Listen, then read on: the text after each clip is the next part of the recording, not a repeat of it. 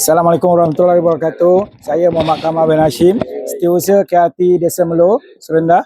Alhamdulillah, malam ni kita telah berjaya dianugerahkan sebagai KRT contoh terbaik dalam daerah dan KRT yang mempunyai anggota SRS kita seramai 200 orang setakat ini. Alhamdulillah, ini telah diakui dan diiktiraf oleh Jabatan Perpaduan dan Integrasi Nasional Daerah Hulu Selangor. Alhamdulillah, kunci kejayaan kami hanya satu saja. Kita berusaha sungguh-sungguh, kita teruskan idea, kita bawa berbincang bersama. Adalah ini satu wadah yang kita memerlukan, yang dia perlu diwarisi. InsyaAllah di mana-mana persatuan ataupun KRT yang lain boleh mencontohi cara dan kaedah yang kami jalankan, iaitu kita ada satu tujuan, kita satu hajat, kita bersungguh-sungguh menjalankannya. InsyaAllah dengan berkat kesepaduan, berkat perpaduan, berkat kerjasama semua pihak dengan bantuan dengan izin Allah Subhanahu Wa Taala, kita telah berjaya mencapainya dalam satu tempoh yang telah kita bagi target. Macam ini kami target dalam masa 2 bulan kita telah berjaya meningkatkan seramai 100 orang daripada yang 100 yang sedia ada.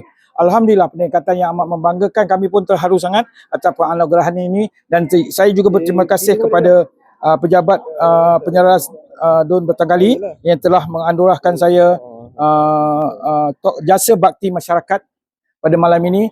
Ini semua adalah dengan izin Allah. InsyaAllah saya akan terus berbakti kepada masyarakat, terus membantu masyarakat, terus bekerjasama dengan Japanin dan juga PDRM dengan menjaga keamanan, keselamatan dan juga perpaduan yang sedia ada. InsyaAllah.